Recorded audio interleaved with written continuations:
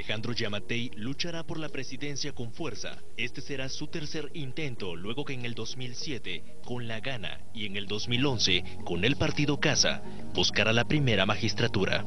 Años antes, en 1999 y en el 2003, intentó ganar la alcaldía capitalina, pero perdió contra Álvaro Arzú Irigoyen. Giammattei es médico de profesión y además es bombero municipal.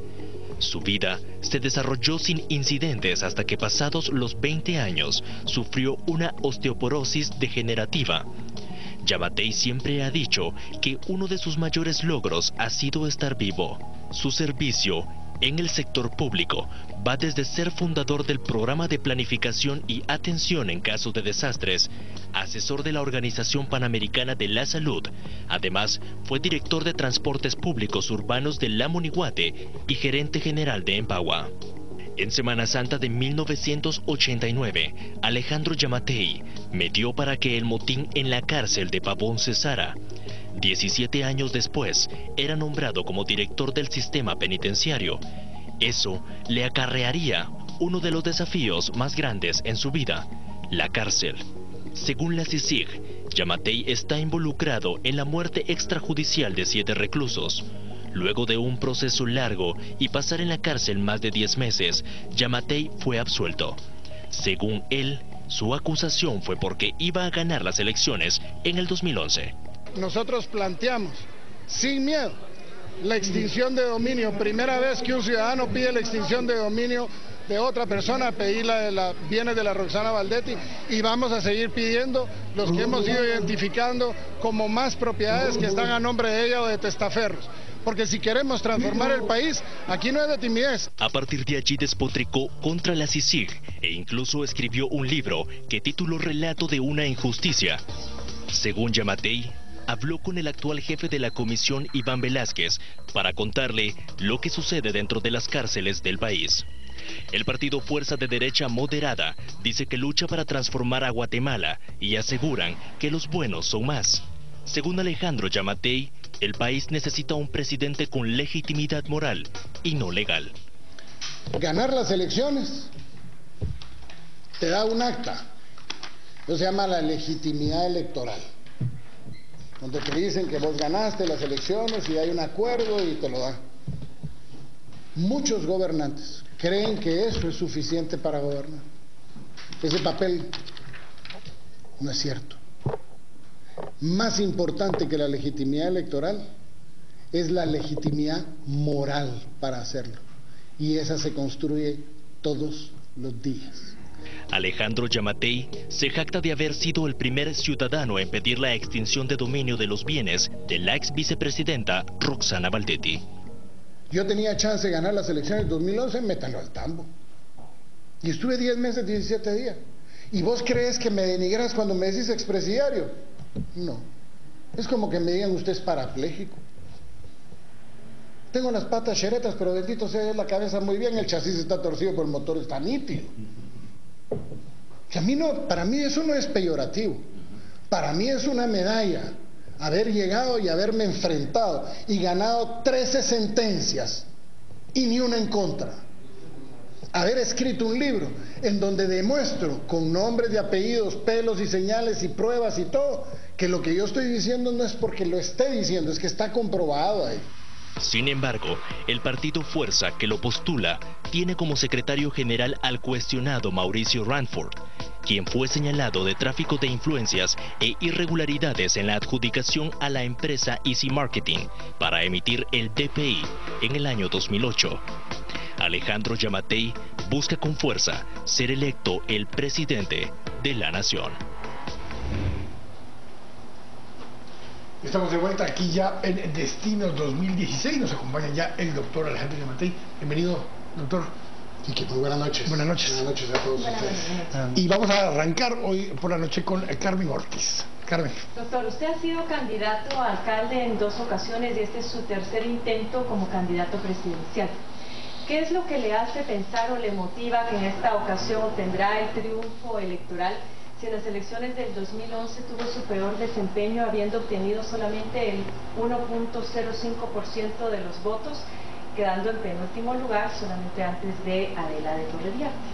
luego de 7 semanas de campaña, después de haber estado en la cárcel, y donde por orgullo dijimos que no nos íbamos a dejar vencer, porque al final de cuentas, doña Carmen, luchar por este país es lo que vale la pena. En ese entonces salí de la cárcel y 7 semanas de campaña fue todo lo que tuve para poder hacerlo. No tuvimos chance de poder exponer todo lo que queríamos hacer y veníamos de un proceso. ¿Y qué lo animó con tan poco tiempo? A mí lo que me anima es ver un país en el que el sistema político está totalmente podrido, en el que la mayoría de la gente nos hemos acostumbrado a vivir con esa podredumbre, ver cómo nuestros hospitales se colapsan, ver cómo tenemos un país rico en recursos naturales, pero uno de los más altos índices de miseria en el continente americano, un país que produce alimentos donde la gente se muere de hambre. Hay que luchar por el país. No es luchar por querer uno llegar a un puesto, es luchar porque este país cambie, que sea diferente. Y las cosas, bendito sea Dios, se están dando, incluso con el despertar de la población, que hoy estamos a punto de ver un parteaguas en la historia política del país. Desde hace 71 años no lo habíamos visto. Doctor, en ese parteaguas, en ese despertar ciudadano, pues usted ha sido parte del sistema y también ha sufrido lo peor del sistema. ¿Qué es lo que usted toma de esa reivindicación ciudadana y lo transforma en una propuesta? ¿Qué es lo que usted quiere cambiar? Bueno, no puedo estar de acuerdo con el país. No puedo estar de acuerdo con este país en el cual lo hemos permitido que lleguen a los niveles de degradación del sistema como lo hemos permitido, porque al final no solo es lo que lo han hecho, muchos hemos pecado de omisión, porque nos hemos quedado callados. De hecho, uno de los grandes retos que tenemos los guatemaltecos es involucrarnos en política, porque político significa cualquier cosa, menos alguien honorable, decente, trabajador, amante de su país, de su comunidad. Eso no significa ladrón, significa mentiroso, significa corrupto. Hemos cedido el espacio, porque hemos llegado al colmo de llegar a pensar que ¿para qué meterse en política si eso es de cacos? Ahora, doctor, Eso es lo que le dice la gente. Precisamente la gente está pidiendo en esta coyuntura caras nuevas, y ahí explican muchos analistas, por ejemplo, el crecimiento del señor Jimmy. En el caso suyo no es un rostro nuevo, usted ha sido funcionario y ya ha participado en política partidista. ¿Por qué la gente habría de decantarse por usted? Yo creo que no, la gente no es solo que esté pidiendo caras nuevas, la gente está pidiendo ideas y propuestas que resuelvan la problemática nacional. De hecho, por ejemplo, en el tema del Congreso, la gente está pidiendo que no regresen, cosa que es bastante difícil que no repitan algunos del peor Congreso que hemos tenido en la historia. Pero en el tema del gobierno central, la gente está pidiendo soluciones, no canciones, la gente está pidiendo propuestas. De hecho, la gente está pidiendo que debatamos, y este es en los últimos años, en los últimos procesos electorales, en este evento electoral ni siquiera han habido debates, porque se está apostando a lo que el sistema ha hecho, que es a gastar el dinero, a la manipulación. ¿Usted cree que la gente no es que esté pidiendo rostros nuevos, sino que está pidiendo los conocidos con soluciones? Yo le quiero preguntar algo más. ¿Usted de qué vive? ¿Yo de qué vivo? Pues vivo de lo que he hecho siempre. Yo me he dedicado a procesos administrativos. Por mi enfermedad, yo tengo no como lo dicen aquí, un diagnóstico equivocado, una osteoporosis, no sé qué. Yo tengo una esclerosis múltiple, he estado cuadripléjico 3 veces han estado buscando la caja en la que me van a enterrar, y vivo, y eso en la vida me hizo llevarme a procesos administrativos, tanto en lo público como en lo privado. ¿A qué se refiere con procesos administrativos? A asesorías administrativas, a cuestiones eminentemente empresariales, de asesoría empresarial. En algunos de los casos me ha tocado a una parte de la que me he dedicado, que es rescate de empresas en crisis. ¿Y esta enfermedad no le limitaría a usted eventualmente en el ejercicio de sus funciones como presidente? Cuéntenos un poco en qué consiste para que entendamos los ciudadanos. Tengo 21 años de que la enfermedad se detuvo. Es una enfermedad progresiva degenerativa del sistema nervioso central. Como le digo, estuve 3 veces cuadripléjico a lo largo de mi vida. De hecho, bendito sea Dios, he tenido el carácter suficiente para enfrentar la enfermedad, y hace 21 años la enfermedad se detuvo, o sea, no hay rastros de mi enfermedad. milagro. Entonces se anticipa remisión. que no va a seguir avanzando. Está No, detenido. de hecho yo tengo 21 años de estar pues mejor que antes. Doctor, una pregunta que es obligada en este espacio. Los fondos para su campaña, o los recursos para su campaña, ¿de dónde los obtiene? Muchas gracias. Acabo de lanzar un reto, un video que salió el fin de semana, el viernes para ser preciso. Porque hay un candidato a la presidencia que cree que le toca todo. Y le toca por pisto, según él. Porque lleva gastado, según el reporte del Tribunal Supremo Electoral en 2 meses, 37 millones de quetzales.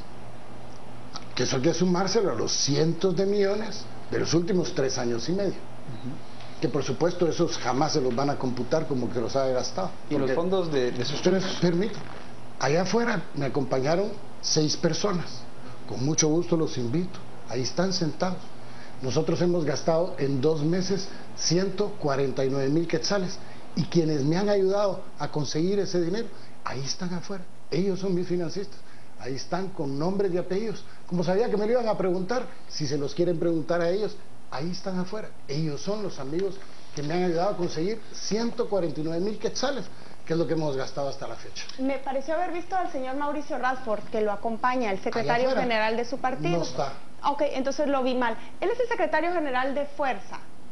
Fue el delegado del Congreso ante el RENAP cuando lo destituyeron 96 diputados. Incumplimiento de deberes y abuso de autoridad, arraigo, orden de captura, 6 denuncias abiertas, ligado a proceso, alguien que fue señalado de beneficiarse a sus empresas y también de dilatar la emisión del DPI. No le pregunto del caso de él porque eso es una pregunta que le haríamos a él concretamente, sino a usted. ¿Cómo debería la audiencia, el posible votante suyo, asimilar que usted es candidato de un partido cuya cabeza es alguien con esa trayectoria? Bueno, mire, discúlpeme, yo sé que se lo tiene que preguntar a él, pero como usted lo está pintando, ya lo condenó. Y discúlpeme, Mauricio fue acusado junto con todo el directorio del RENAP, más la junta de licitación. Eso han de haber sido 15, 18 personas, todos fueron acusados y salieron indemnes luego de un proceso que llevó todas las instancias. O sea, cuando usted lo presenta así, prácticamente suena a que el cuate cometió y está vigente su delito. La misma CICIG participó y se retira del proceso cuando se da cuenta que no había nada. Hasta donde yo sé, por la información de la prensa que he leído. Usted mira que quedó indemne todo el mundo de la acusación, pero una acusación ¿de parte de quién?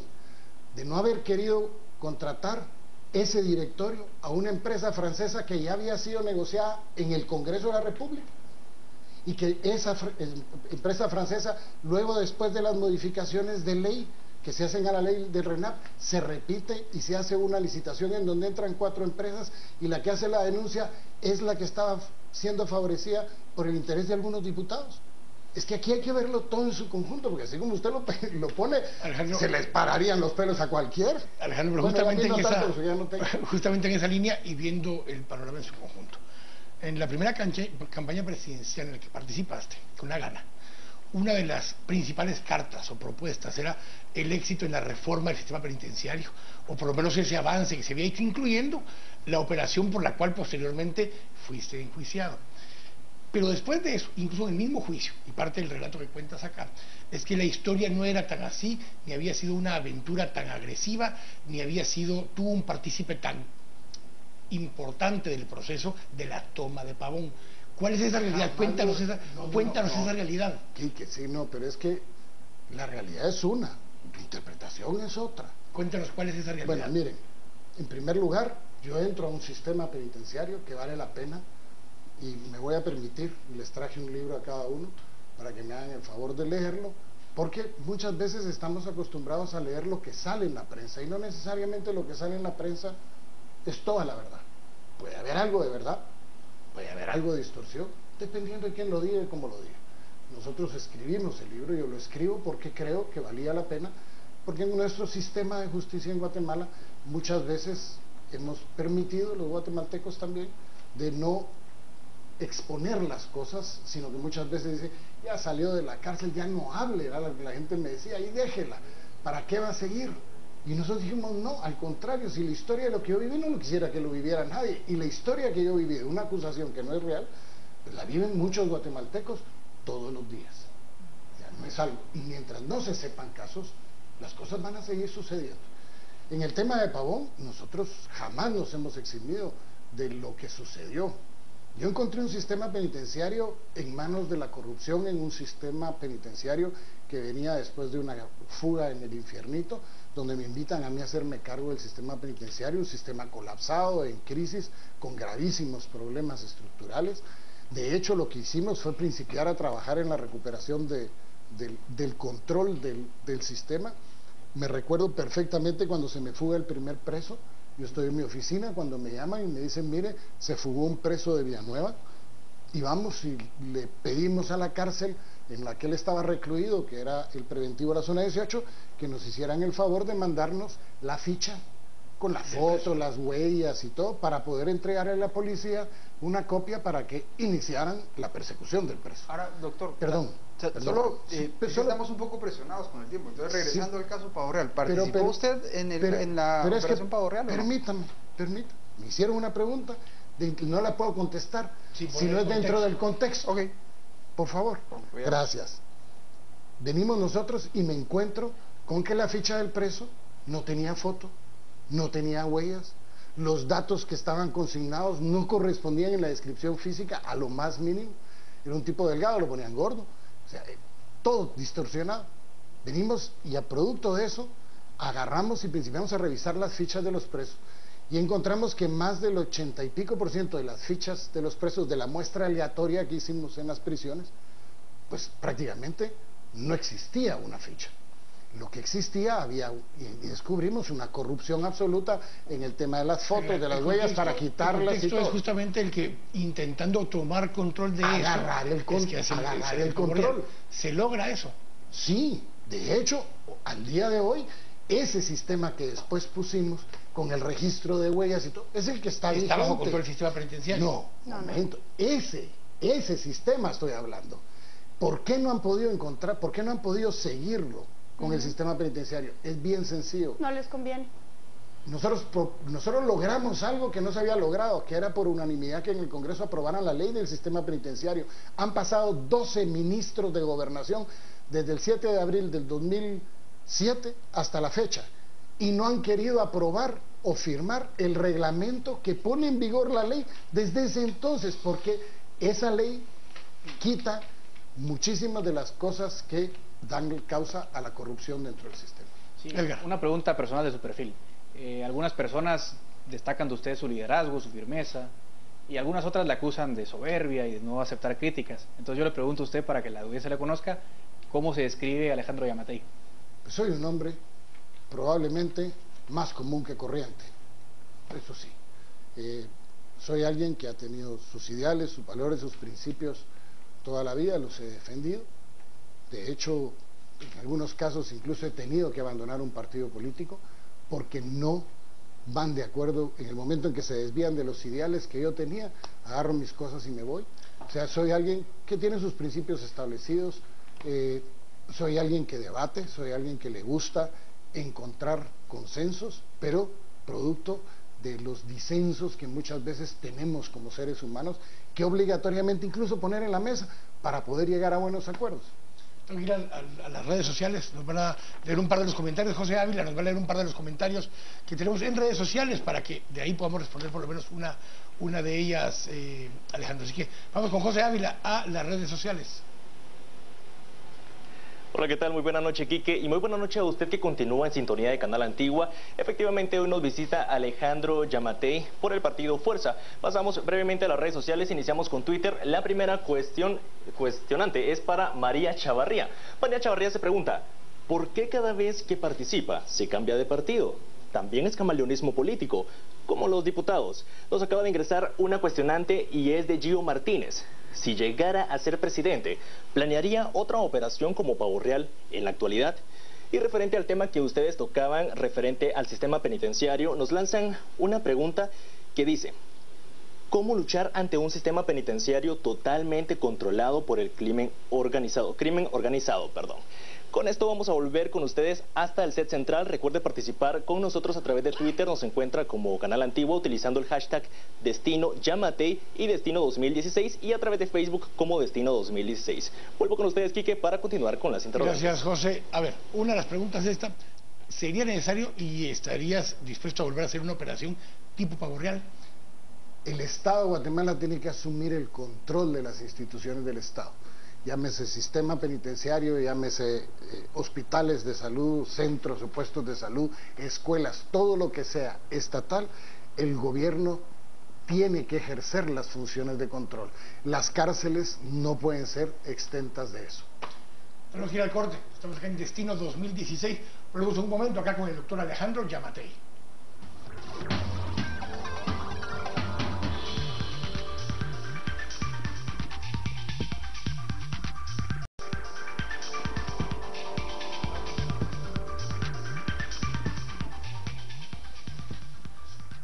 Estamos de regreso acá en Destino 2016, acá con el doctor Alejandro Yamatei, y vamos a continuar ahora, vamos a entrar un poco también a temas de ideología y de plan de gobierno que nos están pidiendo también por las redes sociales, y arrancamos justamente con Juan Carlos Sandoval.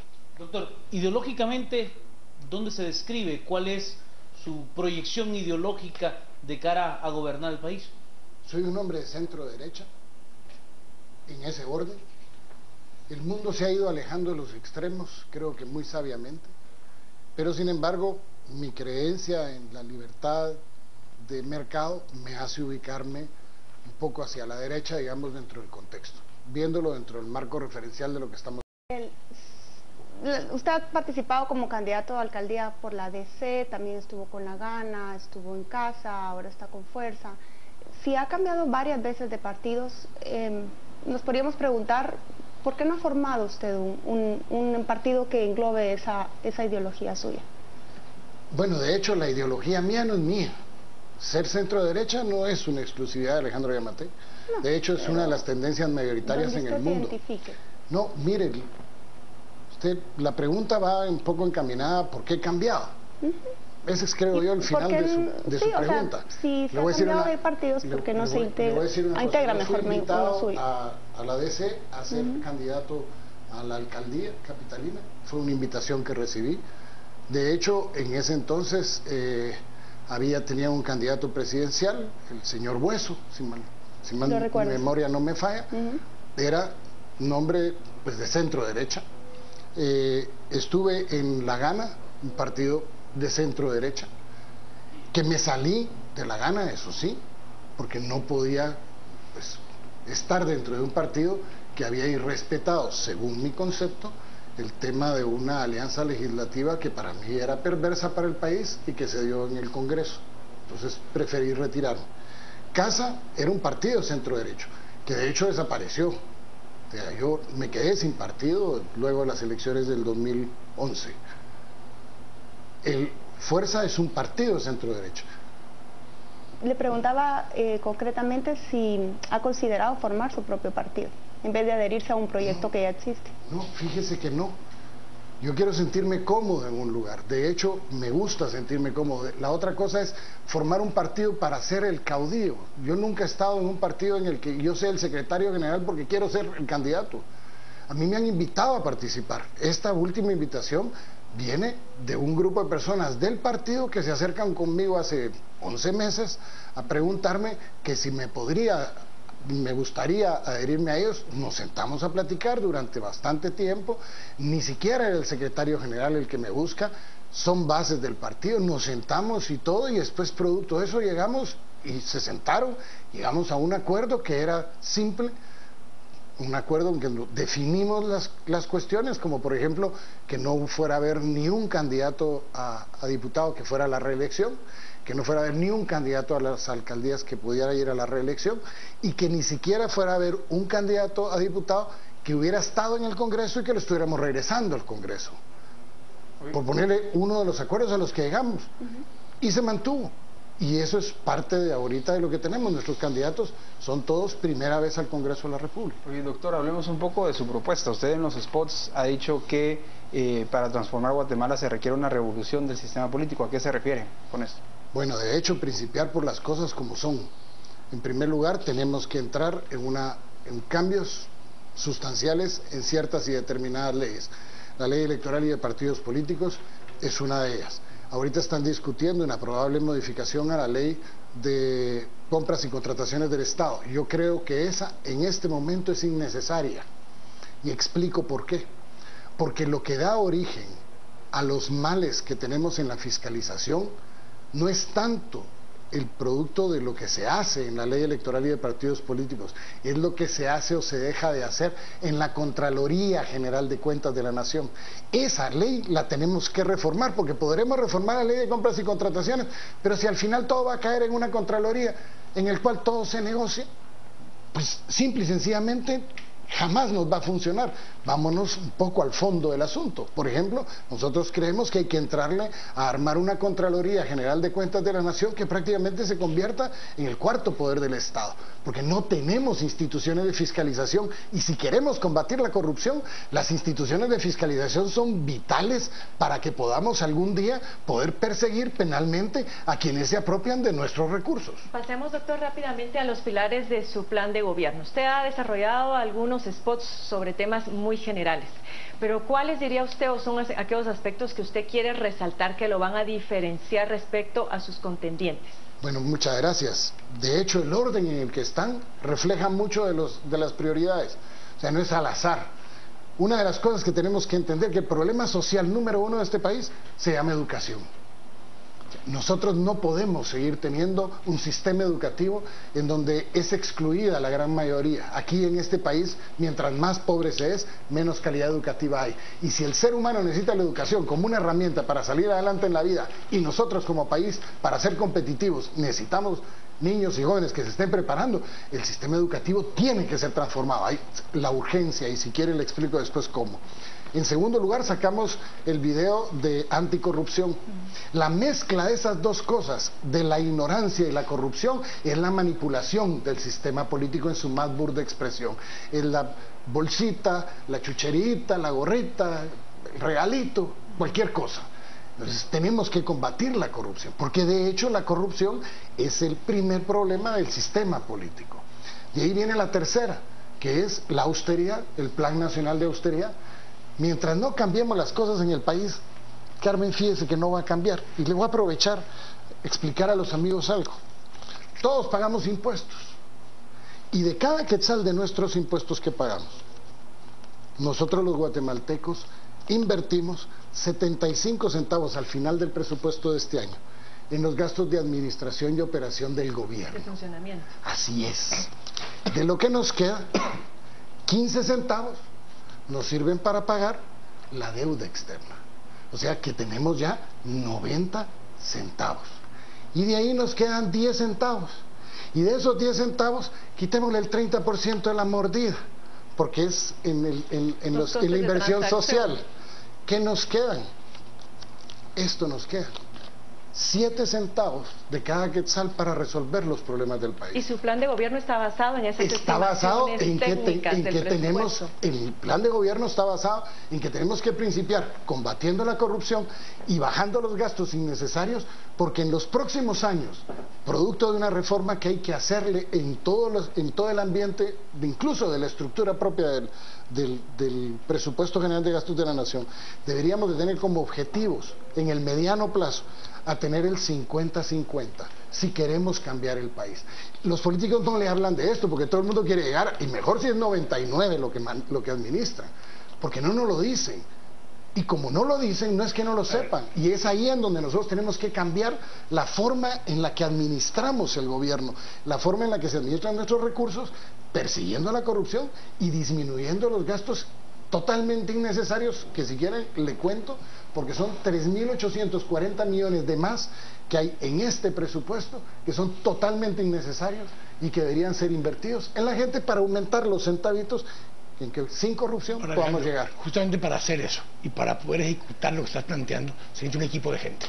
Danos por lo menos 3 nombres de personas que te acompañarían en el proceso, aparte de Fernando Páez, obviamente tu vicepresidente, para poder hacer esto. Sí, y te lo voy a contestar pero no hoy, y te voy a explicar por qué, Quique. Nosotros hemos venido con una estrategia de campaña que lógicamente no se cuenta, pero te la puedo compartir las cosas, en el que fuimos planteando, vámonos, 15 temas del plan de gobierno, vamos con 8 videos, mañana primero Dios está listo el 9º, y vamos a tener después de eso los 15 temas después de los videos desarrollados en forma escrita para que la gente, el que no los quiera ver, los quiera leer, pues los pueda leer. Posteriormente a eso vamos a ir presentando a los equipos que han ayudado a que ese plan de gobierno se haga. Entonces no podría ahorita sacarte y decírtelo porque me comes las etapas. Está planteado, vos tranquila tu mente. Está bien. Sí, retorno a tu propuesta, doctor. Un eje central y una preocupación central también del electorado en estos momentos es la corrupción. En su vídeo dedicado a la corrupción usted habla de una mesa inteligente, ¿no?, en la cual se computarán los precios de las compras para evitar la corrupción por sobreprecios.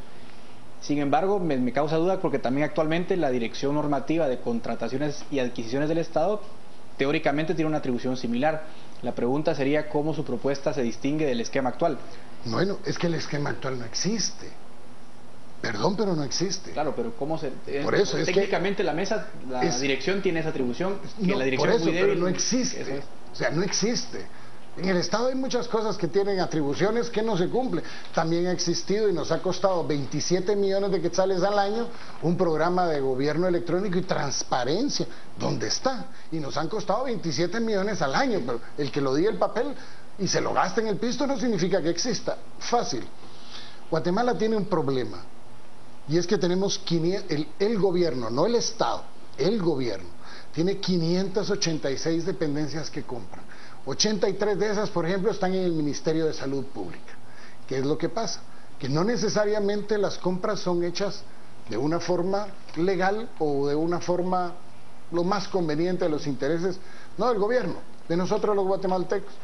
Este programa lo que busca son dos cosas. Primero, es que se haya hecho un proceso de Guatecompras que tiene que ser modificado porque tiene que ser transparente. Al día de hoy hay en Guatecompras muchísimos son eventos reservados, o sea, son cerrados. Y en segundo lugar, hay muchísimos eventos que son subidos hoy a las 9 de la mañana y el evento se hace a las 10. Si eso no está más dedicado, no sé. Yo quisiera hacer una pregunta y creo que las redes también lo reflejan bastante bien. Usted habla de una transformación del sistema. ¿Usted cree que para esa transformación se requiere una Asamblea Nacional Constituyente? No. Creo que tenemos que modificar la Constitución, sí. Y creo que hay que plantear una reforma constitucional en ciertos y determinados temas, de preferencia por grupos de temas, porque si no, de lo contrario tendríamos que entrar a un proceso de una consulta popular gigantescamente grande. Pero sí tenemos que hacer, por ejemplo, en el tema de seguridad y justicia, tiene que haber unas reformas constitucionales. No creo que una Asamblea Nacional Constituyente sea, digamos, la más maravillosa. No, yo creo que no. Yo creo que nosotros tenemos que modificar nuestra Constitución, que de hecho es buena en muchas cosas. Nos están apretando los zapatos en algunas cosas.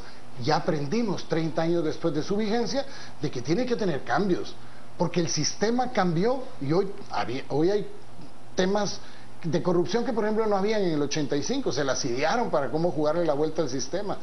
Vimos que por ejemplo cómo elegimos a la Corte Suprema de Justicia no es la mejor manera. El que tengamos un presidente de un año nada más en la Corte, vimos que tampoco es la mejor manera. Fue una modificación del 90. Así es, entonces tenemos que aprender de lo que hemos hecho, pero respetando el tema de la institucionalidad de nuestra Constitución. Tengo que ir a las redes sociales, vamos a ir al corte y vamos a regresar a hablar de seguridad y justicia justamente en este siguiente segmento. Pero quisiera terminar que me preguntó eso. El tema de la Asamblea, bueno, pero es que regresamos con seguridad y justicia para que ahí lo puedas complementar, pero tengo que ir ahora a redes sociales con José Ávila. Muchas gracias, Quique. Nuevamente pasamos a las redes sociales. En esta ocasión iniciamos con Facebook y le damos la primer interrogante a Kevin Rivera. Kevin Rivera pregunta, si usted no se ha logrado mantener en un solo partido, ¿cómo cree que va a lograr que no haya transfugismo con sus diputados? Ahora nos vamos a Twitter y Ligia Briz pregunta, ¿ha hecho proyecciones de cuántos votos que recibirá? ¿Cree que llega a segunda vuelta? Si no, ¿y por qué? Canex Zapeta hace un comentario, Yamatei propone contrarrestar los efectos del sistema, más no las causas. Nuevamente Gio Martínez se pregunta, ¿el problema más grave es el combate contra las extorsiones? ¿Tiene algún plan para contrarrestarlas? ALBS, ¿cuál sería su principal preocupación y mayor interés si llegara a gobernar Guatemala? Por último, Pato Mander pregunta, ¿cómo va a fortalecer los poderes legislativo y judicial para que no respondan a clientelismo? Estas son las preguntas, agradecemos toda su participación, somos Trending Topic en Twitter. Quique, yo regreso con ustedes para que continúen con las interrogantes. Gracias, José. Voy a dejar por un lado la de las extorsiones porque vamos a hablar de seguridad y justicia después, pero ¿cuál? Si fuera una, que ya lo decías hace un momento, pero ¿cuál es la principal preocupación que tiene el doctor Alejandro Yamatei para cuando llegue al gobierno?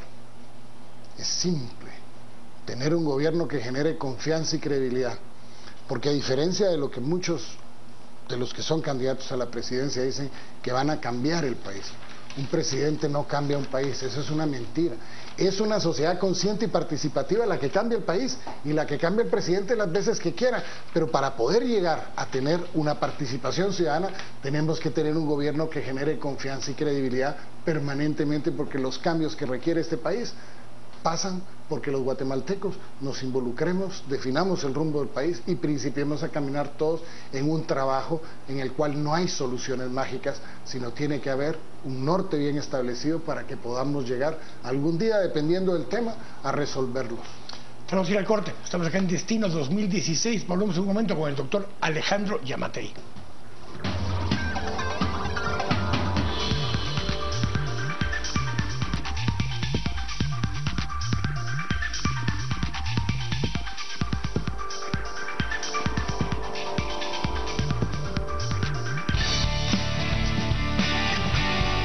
Estamos presentando Destino 2016.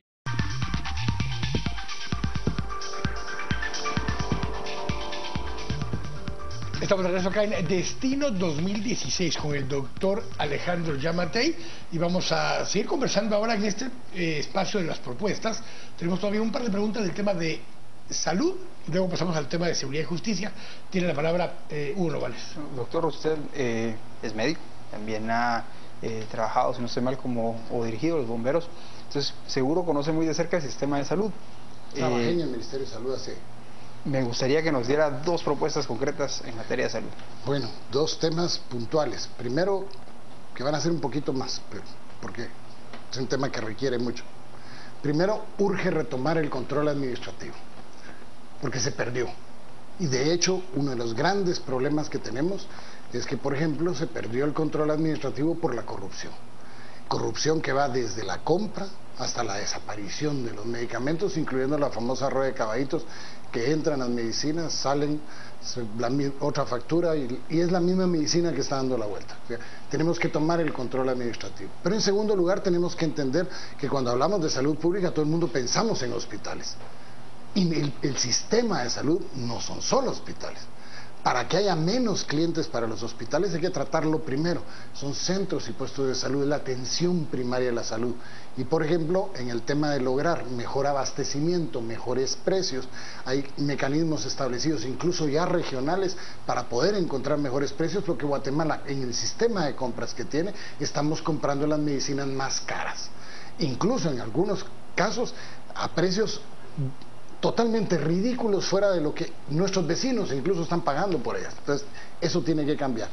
32 medicamentos básicos en centros y puestos de salud controlan el 80% de la morbilidad, es decir, de las causas que hacen que la gente vaya. No podemos tener el 100%, porque sería imposible, pero sí podemos atender el 80% de las necesidades con 32 medicamentos básicos. ¿Qué ventaja tenemos? Tratar una gripe en un centro de salud 1000 veces más barato que tratar una bronconeumonía en un hospital donde vamos a necesitar sueros, donde vamos a dar medicamentos, encamamiento, rayos X, etcétera, etcétera. Entonces necesitamos reforzar ese sistema. Tenemos que reforzar el sistema de vacunación porque es un tema que este gobierno olvidó totalmente. De hecho, la vacuna contra la tuberculosis prácticamente dejó de ser puesta. Eso significa que en los últimos años y medio hemos condenado prácticamente a todos esos niños a que sean muy probablemente tuberculosos en el futuro. Y tenemos el segundo, agarrar el control del sistema curativo, que es el sistema de los hospitales, en donde hay la necesidad, de nuevo, de hacer cosas totalmente novedosas para poder hacer funcionar el sistema de la mejor manera. Incluso en algunos de los casos teniendo que ahorrar dinero de ese presupuesto, de ese plan de austeridad, para poder constituir, por ejemplo, el hospital de especialidades de niños, que no tiene un precio exorbitante si las cosas se hacen honestamente, y podríamos generar una descarga de las pediatrías, sobre todo de las especialidades de los hospitales más grandes, para tener camas, para poder cubrir con más atención en otros servicios. Y hay que hacer, posteriormente a eso, desarrollar la tercera fase, que es poner en vigor un plan nacional de salud que nos dé en el mediano plazo la construcción de toda la red que se ha quedado rezagada durante los últimos casi 40 años. Una pregunta solo muy concreta, regresando al tema del primer nivel de salud, ¿debe hacerlo el Estado directamente o puede hacerlo el Estado a través de ONGs, a través de empresas? No, yo creo que el sistema de salud es un sistema que tiene que agarrar el Estado. Van a poder, para casos puntuales, para programas puntuales, el Estado puede recurrir a lo que la ley permita, en los términos que la ley permita, y si es en el caso de ONGs que existan, no como ahorita de ONGs que hay diputados que tienen ONGs que se miran beneficiados con trabajos que nunca se van a hacer y si nos cuestan dinero. El robo de hormiga en los hospitales, combatirlo es declararle batalla principalmente al sindicato, que es uno de los principales ingresos que tiene. ¿Usted estaría dispuesto a enfrentarse? Creo haberlo contestado. Nosotros tenemos que tomar el control administrativo porque hay corrupción no solo en la compra de IGE, sino que también hay corrupción en todo el sistema. Hay una corrupción muy grande, eso todo el mundo lo sabemos, todo el mundo lo hemos sufrido, todo el mundo lo hemos visto. Pero debemos enfrentar sus sindicatos. Nosotros tenemos que enfrentar las causas que den origen a nuestros males, y eso significa que hay que hacer las cosas correctamente y tenemos que tener un gobierno que tenga la suficiente confianza y credibilidad en la población para contar con el apoyo de la población para hacer los cambios que hay que hacer. Insisto, si no hay eso, es bien difícil, porque siempre vamos a tener, o tendríamos lo que hemos tenido, un gobierno débil que sale a pactar, porque lo más fácil es pactar con un líder, un medio líder social, porque ni siquiera es un líder social. Es lo que hacen siempre. Es lo que, no se le enfrentan. Porque son parte del negocio. Pero si usted no es parte del negocio, puede entonces asumir las cosas. Pero si usted no es parte del negocio, si entre todos tienen la cola machucada, ¿cómo pueden resolver el tema si lo que están es repartiéndose el pastel? Doctor, yo quiero volver a los temas de seguridad. Ya había usted hablado un poco sobre el sistema penitenciario. Usted tiene experiencia como director y también conoció como preso. ¿Cuál sería su propuesta para poder mejorar la situación, pero no solamente del sistema penitenciario, sino también de los centros de detención para menores? Bueno, en primer lugar, para menores, efectivamente, eso se menea a través de la Secretaría de Asuntos Sociales, no es el sistema penitenciario. Creo que en ese tema hay que hacer algo totalmente novedoso. Tenemos que cambiar algunas cosas. Uno de ellos es la forma en la que tenemos guardados a las personas. Hoy por hoy lo que tenemos son bodegas de personas en donde no hay el más mínimo recato en que pueda haber algún programa de rehabilitación. Mucho menos hay la identificación del perfil criminal para saber quién puede ser rehabilitable, quién no, para poder separar a los rehabilitables de los no rehabilitables. En el caso de los menores es urgente que se haga. 3, tenemos un gravísimo error en nuestra ley. Si usted tiene 35 años y lo agarran preso porque cometió un delito a los 16, lo condenan como menor y usted a los 35 años de edad va a la cárcel de menores a cumplir la sentencia de menores.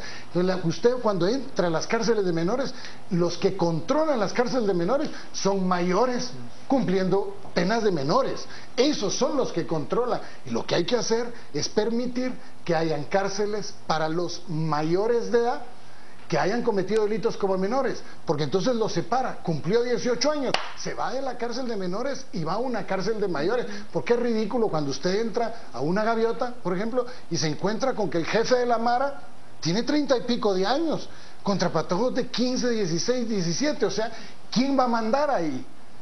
va a mandar el fuerte, el viejo, el de la experiencia. O sea, por ejemplo, ese cambio es urgente que lo hagamos. Nosotros propusimos hasta dónde hacer la cárcel, entre el preventivo de la zona 18 y Santa Teresa, esa cárcel. Se quedaron los planos hechos para que pudiéramos tener ahí a los menores, respetando el Código de la Niñez y la Juventud, para que puedan cumplirlo como menores, pero mayores de edad. ¿Por qué no lo quisieron hacer? Eso pregúntense los que venían atrás. ¿Por qué no les interesa? Porque el tener ese relajo, esa monserga de presos, sirve con fines de corrupción. Doctor, la Policía Nacional Civil tiene un número de elementos, el Ejército de Guatemala otro, pero el mayor número de elementos armados en Guatemala son las policías privadas. ¿Cuál es la modificación que usted plantea para que efectivamente el Estado vuelva a retomar el control de la seguridad ciudadana? Bueno, miren, en primer lugar tenemos que reconocer que llevamos 15 años de un acuerdo de fuerzas combinadas que no ha sido, por donde pasó, lo más efectivo del caso. Es más, hoy vemos a soldados chupando con policías. Hoy vemos a soldados que van subidos en una rueda de patrulla cuidando el camión que lleva el cargamento. Tratamos de vestir un santo, desvistiendo otros, y terminamos con 2 santos en pelota. Eso no puede seguir. La institución del ejército tiene su papel y tiene que jugar su papel. Y la función de la policía es cumplir con su papel. Si nosotros seguimos equivocando el camino, jamás vamos a entrarle a lo que es el problema, la estructura del problema en la propia policía. ¿Por qué? En la policía se compran los rombitos o galones, se compran.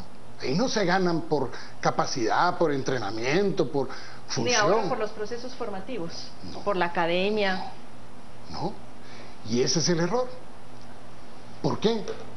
Nosotros tenemos que entender que la policía tiene que tener una oficialidad que dirija. Y eso significa que no pueden ser de 1 año de entrenamiento, de 6 meses de entrenamiento.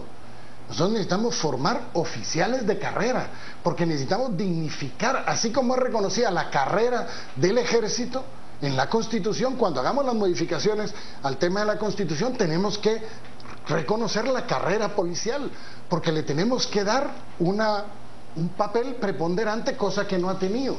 Si no, ¿cuántos de ustedes no han ido a una comisaría y entrar ahí no se aguanta pero ni la peste? Ahora, pero la Policía Nacional Civil son alrededor de 34,000 oficiales más o menos. Y los privados, agentes, y los privados se estiman en 150,000 más o menos. 120,000. Estamos en extrema vulnerabilidad porque la mayor parte de estas empresas no están regularizadas, no han cumplido con las normas que establece la ley. Y vimos un caso esta semana de una señora nuevamente que ha sido herida. En otros casos han sido más bien... el asesinato en la 18 calle, etcétera. Entonces, este es un tema que pareciera estar pendiente. ¿Qué haría usted para que... Hacer que se cumpla la ley. Es que no podemos tener una ley de policías privadas en la cual se estipula cuáles son los requisitos, se estipula cuáles son los controles, pero se negocia en el Ministerio de Gobernación ni requisitos ni controles, porque para principiar de esos 120,000, preguntémosle a la gremial de policías privadas cuántos miles son de agencias no registradas. Nosotros mismos, el Estado mismo, es su propio debilitador de sí mismo, porque simple y sencillamente no le entra al fondo del asunto, que es hacer que se cumpla la ley. Si el problema en muchas de las cosas que tienen que ver con seguridad es el incumplimiento de la ley por parte de las propias autoridades, porque conviene. O sea, por supuesto, si yo tengo mi cuate, ponete ahí tu changarro y contratate unos cuantos y ahí te voy a dar yo el permiso. ¿Y cuál es el permiso? Ahí ponelo. Ni siquiera, no hay nada oficial. La ley estipula los requisitos para ser policía. ¿Cada cuánto se hará la evaluación por parte de las oficinas correspondientes de si se está cumpliendo o no con eso? Si tiene más de 25 años, si tienen expediente de investigación mental, todo lo que nos dice la ley. ¿Por qué no se ha hecho? Porque simple y sencillamente todo el sistema ha estado podrido. Y cuando aquel me dice es que hay que revolucionar el sistema, eso es lo que hay que revolucionar. O sea, tenemos que entender que hay que revolucionar la participación ciudadana con nueva gente para lograr cambios estructurales a nuestro sistema político, porque ese sistema político y esa corrupción generada en ese sistema político nos daña en muchos ámbitos, en la mayoría de los ámbitos de la vida, y contra eso es lo que hay que luchar. Doctor, en el tema económico, digamos, el sector agrícola es muy importante y hay como un mundo dual, ¿no? La economía a gran escala, más industrializada, digamos, y la economía más campesina, más digamos, micro, ¿no? ¿Qué hacer o cómo establecer un balance entre estos dos mundos? Digamos, una economía más fuerte, en el caso de la agricultura más industrializada, y la de los campesinos menores, que a lo mejor también tienen problemas con los derechos de propiedad, el acceso al crédito. ¿Qué propuesta tendría usted ahí? No, así que tengo 30 segundos. 20. A la madre. Mira, Guatemala tiene que aumentar.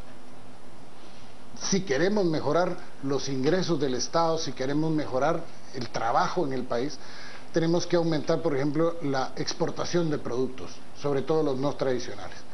5 años deberíamos estar logrando duplicar el actual volumen, que ha sido comparado, que se ha duplicado en los últimos 10. Nosotros tenemos que correr en hacerlo en 5. Y uno de los grandes temas es el desarrollo rural de Guatemala. Ahí nos tenemos que enfocar, porque es un gran empleador que hoy por hoy está durmiendo el sueño de los justos. De hecho, el gran programa de los últimos 4 gobiernos ha sido regalar un saco de fertilizante. ¿A quién? A saber. Que dicen que son 400 millones entre gastos de fertilizante, traslado, hasta las agencias de policía están contratadas ahí para poder trasladarlos y cuidarlos, etcétera, y le damos a la gente un saco de fertilizantes sin preguntarle si tiene tierra, no tiene tierra, si tiene maceta, y de repente ni maceta tiene, para que se haga de unos sus centavos con un saco de fertilizante. Eso no nos lleva a ningún lugar. En la Constitución Política de la República se habla, por ejemplo, de los fondos de garantía. Los fondos de garantía que tienen que ser establecidos con el propósito de lograr el desarrollo social y humano de las personas. Eso dicen, nunca lo hemos hecho. 30 años de estar en la Constitución y nunca nadie lo ha hecho. Nosotros tenemos que agarrar esos 400 millones de quetzales de los fertilizantes y hacer fondos de garantía con los cuales podamos generar, ¿qué? Generar recursos para llegarle a quién, a grupos organizados. No podemos llegarle más a una persona, a un pequeño microproductor. Tenemos que organizarlos por cultivo, por área, y darles para que puedan tener acceso a tecnología, para que puedan tener acceso a recursos y que puedan ellos afrontar como créditos solidarios de ese fondo de garantía, puedan ellos hacerlo. Si eso lo hacemos así, esos 400 al año se convierten en créditos por 1.600, que en 4 años son 6.400 millones de quetzales que están ahí ya en el presupuesto. No hay que gastárselos, no hay que hacer nada de eso, sino que simple y sencillamente aplicarlos para poder generar. Eso nos alcanzaría para poder llegar en 4 años casi a la mitad de los microproductores. ¿Por qué? Miren, si no erradicamos la intermediación, si no perseguimos que los campesinos organizados puedan tener acceso al mercado, que es una función del gobierno, a través de buenas prácticas agrícolas, deberíamos de estar exportando. Tenemos que regular ya por fin de algún día que los productos EPA sean los que se utilicen y los que no sean EPA los dejemos de utilizar, porque eso nos ayuda a buenas prácticas agrícolas para hacer mejor y más atractivos nuestros programas de exportación, que tienen que venir de esos grupos también, no solo del grande. Una pregunta o 2 preguntas concretas con respecto a este tema. Y hay propuestas como, por ejemplo, la Ley de Desarrollo Rural, es una, salarios mínimos diferenciados es otra. Sobre estas 2, que son muy concretas y que vienen de puntos distintos del espectro ideológico, ¿de acuerdo o en desacuerdo? ¿Vos crees? Y disculpa que te trate de vos, pero no hay ningún problema. Sos más chavo que yo. Sí. Por poco, pero. ¿Vos crees que el Congreso podría emitir una ley que diga que por decreto se puede dejar de ser pobre? No, en absoluto. Sería ridículo. La Ley de Desarrollo Rural es igual. Una ley de desarrollo rural no garantiza el desarrollo rural. El desarrollo rural lo garantiza la voluntad política y las acciones que tome el gobierno en llegarle a los pequeños. A eso es. O sea, la Ley de Desarrollo Rural per se no hace nada. Lo que necesitamos es reestructurar las funciones del MAGA. 80% de los trabajadores del MAGA trabajan en la capital y aquí no se siembra una papa. Hemos abandonado el desarrollo rural, no nos interesa, lo hemos ignorado y el resultado es la miseria, la pobreza, el que la gente viva bajo niveles de sobrevivencia, cuando a través del desarrollo rural podríamos llevarlos a unos niveles de excedencia. Que ese es subir en las gradas económicas y luchar contra la pobreza. La pobreza no se va a combatir regalando, la pobreza se va a combatir trabajando. Vamos a ir a una serie de preguntas rápidas. Y aquí lo que necesitamos son respuestas cortas, la mayoría son sí o no, o de acuerdo o desacuerdo, para cerrar esta etapa y después te voy a dar un minuto para que puedas despedirte de la gente. Empezamos con Carmen. La mía es más bien a favor o en contra de la enseñanza de la Biblia obligatoriamente en los centros educativos. Yo creo que, a pesar de que soy una persona que cree en Dios... ¿Es solamente a favor o en contra? No, hay que dar una explicación. Permítame, porque es que suena... Pero cortita y al pie. Sí, no, por eso... Porque es la dinámica por el tiempo. Sí, pero ya lo sé, pero ahí le voy a contestar rapidito. Creo que la institución de la educación tiene, por nuestra Constitución, el meter la Biblia es inconstitucional en nuestra Constitución. Creo que eso no lo debemos permitir, romper la Constitución, y creo también que hay que dar valores, principios, ética, moral, urbanismo, civismo, todo lo que antes se dio, que nos lo dieron a nosotros y que lo quitaron. Y que los padres de familia hagan su función. Concretamente, ¿pena de muerte a favor o en contra? A favor de cumplir con las responsabilidades del presidente. Y si las responsabilidades del presidente son el recurso de gracia, el presidente tiene que tener los pantalones para decir sí o no al recurso de gracia. Doctor, ¿juzgar a menores como adultos luego de una resolución judicial? Arriba de los 14 años creo que los cambios tenemos que hacer. El grado de madurez del delincuente ha variado terriblemente y hoy tenemos forma de poder entender el grado de madurez de los niños de arriba de los 15 años. Creo que es una viabilidad hacerlo. Erwin Spersen, ¿culpable o inocente? Creo que Alejandro Yamatei, Doctor, son preguntas cortas. Sí, pero relate mi caso. Es la dinámica del segmento. Discúlpeme, Paola. Es que si no vamos a tener que dejarlo. El caso es lo mismo. Entonces, es lo mismo. Inocente, Erwin.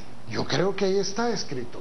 ¿Es culpable o inocente? Ahí está escrito. ¿Quiere usted pasar de esta pregunta? Pasamos, si quiere no la quiere contestar, pasamos con uno. Paola, no la estoy evadiendo, pero usted quiere que le conteste una pregunta. Es la dinámica, lo hemos hecho con todos los candidatos. Es inocente desde mi perspectiva y desde que ahí está escrito.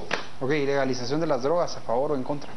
No puedo estar a favor. ¿No? Y no puedo explicar más, pero porque no me dejan. Sí, a favor de que continúe más tiempo la CICIG. Corazón partido, una canción de Alejandro Sanz en la que me gusta mucho, y te voy a decir una cosa, a pesar de que conmigo cometieron un error, creo que hoy hay que guardar las células hepáticas y tenemos que continuar en el entendido que la CICIG no se quede única y exclusivamente como un perseguidor penal, sino que nos ayude a la transferencia de tecnología, a la capacitación, y que algún día nuestras instituciones las veamos nosotros, no otra gente, pero ahorita, hoy por hoy, tiene que seguir. Voy a revisión de redes sociales para que nos hagan una pregunta última y la oportunidad para que haga su cierre. Vamos con José Ávila nuevamente. ¿Cuáles son los últimos mensajes de redes sociales? Así que vamos a pasar rápidamente a las preguntas a las redes sociales. Tenemos la primera de Falio Iván Moreno, que dice: doctor, ¿estaría dispuesto usted a bajar el salario y al de otros funcionarios si llegara a ser presidente? ¿Sí o no? Y referente a los temas de seguridad, tenemos otra pregunta de Pato Mander, que dice: ¿planea reformar la ley de tenencia de armas, sí o no? Estas son las dos preguntas que tenemos para finalizar ya este segmento. Déjenme comentarles, somos Trending Topic en Twitter. Gracias por su participación. Regreso con ustedes, Quique, para que continúen con el análisis. Más regulación en tenencia de armas. Yo creo que lo que hay que hacer es principiar porque la actual se cumpla, porque no se está cumpliendo. Un mensaje final para que le puedas decir a nuestros televidentes. Muchísimas gracias, estimados amigos y amigas, a Canal Antigua, muchísimas gracias por esta interesante charla. A los amigos analistas y periodistas también, muchísimas gracias. Yo sé que creer en políticos hoy en día es difícil. Yo sé que tenemos a duras penas hoy casi 7 semanas, si mi memoria no me falla, para que lleguemos al 6 de septiembre. Tenemos el chance de poder conocer las mejores propuestas, tenemos el chance de conocer realmente las soluciones al país. y sobre todo tenemos la oportunidad, evolución del sistema político por la vía democrática. No perdamos esa oportunidad, no votemos nulo, no votemos en blanco, vayamos y escojamos en base a las preferencias de ustedes y atrevámonos a cambiar la historia. Que Dios les bendiga, pero especialmente que Dios bendiga a Guatemala. Gracias, Alejandro. Tenemos que ir al corte. Estamos acá en Destino 2016 y volvemos con el análisis de nuestros 6 panelistas.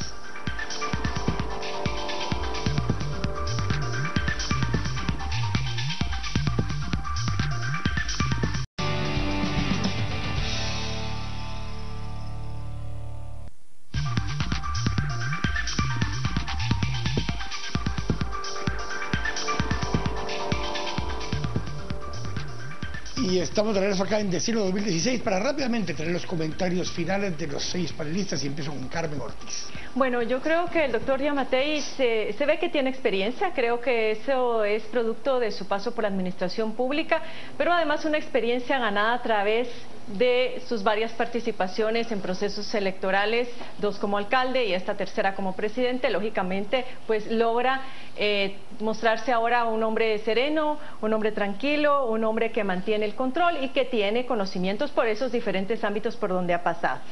En términos de su recurrente participación en política, sentí que fue muy idealista en sus respuestas y no nos atendió mucho al tema de la racionalidad de en una campaña electoral haberse animado a participar cuando inmediatamente había salido de la cárcel con tan solo 7 semanas previas al proceso electoral. Lo otro que he de decir es que es un hombre pues que aparentemente tiene un plan, lo ha estado divulgando a través de varios spots pequeñitos, un plan que aparenta ser moderado. Y además, si algo hay que destacar también es que no tiene una actitud mesiánica en cuanto a sus ofrecimientos, el famoso yoísmo, yo voy a hacer, yo voy a solucionar, sino que es una persona que más bien habla de la responsabilidad social también de todos los ciudadanos. Me gustó. Gracias, Carmen. Edgar. Sí, bueno, coincido en muchos planteamientos de Carmen, una persona muy afable ya en el trato personal, me dio la sensación de ser alguien más abierto de lo que yo previamente pensaba. Me pareció concreto sus propuestas, a diferencia quizás de otros candidatos. Creo que veo por lo menos con mucha consistencia, digamos, ciertas propuestas concretas. Veo muy fuerte y muy desarrollado su análisis de seguridad, seguramente porque su experiencia está muy inclinada hacia ese lado y no me quedó tan clara, por ejemplo, la propuesta de corrupción. Quizás sería lo único que yo le sentí un poquito cojo, ¿no? La propuesta, digamos, de la mesa inteligente, no, de alguna forma no abordó con mucho tino el tema de que ya hay una institución bastante parecida, digamos, que teóricamente es lo mismo, pero que no se cumple. Pero restando eso, yo creo que fue bastante sólido, aunque discrepo en algunas cosas con él. Es un hombre que conoce el sistema, un hombre que ha estado en diferentes puestos de la administración pública, lo conoce a cabalidad. Me parece que la propuesta más interesante es el cumplimiento de lo que la ley dice y de tener instituciones de control que funcionen. En el caso de la Contraloría General de Cuentas, creo que ha sido una exigencia que la ciudadanía no ha tenido a bien explotar, y como propuesta a mí me parece que es la más sólida del doctor. Es un hombre que además conoce de muchos ámbitos, a mi parecer tiene un conocimiento del Estado que le permite dialogar en cualquiera de los temas, y de lo que he podido participar en este ejercicio ciudadano, pues me parece que de lo mejor el doctor. Yo lo he entrevistado varias veces y encuentro ahora, como dice Carmen, a un candidato más abierto a responder. En la campaña pasada estaba más a la defensiva por el caso Pavón, y sobre el caso Pavón yo creo que es el caso que lo catapultó a él de ser un candidato que quedaba en últimos lugares a la alcaldía metropolitana a convertirse en el candidato oficial en la campaña de hace 8 años, ¿verdad? Pero también fue el caso por el que él fue a prisión, y con lo que él mismo argumenta que quedó en penúltimo lugar en las elecciones pasadas. Creo que es una tara que el candidato lleva. Él no se puede desligar del caso Pavón, indistintamente de lo que haya sido el fallo judicial, lo que diga él, lo que digan sus adversarios. Es algo que un candidato a la presidencia lleva a cuestas y no pesa poco. Y básicamente con eso me referiría. Hugo. Bueno, me sorprendió ver un candidato que, sin dejar de ser enérgico, no es mesiánico. Yo también tenía esa idea de que era una especie de yo soy un mesías, yo voy a venir a cambiar todo, pero el Yamatei que vemos ahora es un Yamatei que aparentemente ha aprendido ya de las múltiples campañas que lleva. Ahora, sí creo que hay algunos temas, a pesar de que tiene un programa y que el programa tiene propuestas concretas, hay algunos temas en los que suele responder con evasivas, y uno de los casos más claros es el tema de la corrupción. O sea, cuando yo desconfío de un candidato que me dice únicamente hay que cumplir lo que ya está, y no me dice por qué es que lo que ya está no se cumple o qué va a hacer para que lo que ya está se cumpla. Es decir, aquí hay me parece que hace falta ese último paso de cómo voy a hacer yo para hacer las cosas distintas de los que vinieron anteriormente. Por lo demás, de nuevo, valoro que tenga una propuesta y que tenga una respuesta concreta para casi todos los temas. Bueno, yo en particular creo que es un candidato que demuestra que lleva 3 veces de ser candidato y que tiene manejo de espacios como estos, ya le agarró el toque a poder manejarse en esos espacios, y eso creo que lo refleja muy bien, sabe manejarse incluso con nosotros como entrevistadores, como decía Paola. Yo también lo he entrevistado varias veces y se siente cómo ha ido evolucionando en esto. Tiene más claro lo que quiere proponer, tiene más claro lo que no se puede prometer porque no se va a poder cumplir, y eso creo que es bueno, creo que en parte también la gente lo agradece. Es más realista en algunos casos, más idealista en otros, como decía Carmen, pero creo que eso es parte de eso. Tiene esa mezcla un poco de ese político profesional con alguien que todavía intenta venderse como alguien externo. Así que les agradecemos a todos ustedes que nos hayan acompañado una vez más acá en Destino 2016. Nos dejamos inmediatamente después de esto con Este Oeste, pero también a partir de mañana temprano, desde las 5:45 de la mañana, con todos nuestros noticieros, terminando con a las 10 p.m. y No Somos Ángeles mañana lunes. Así que gracias por habernos acompañado. Buenas noches, que los bendiga.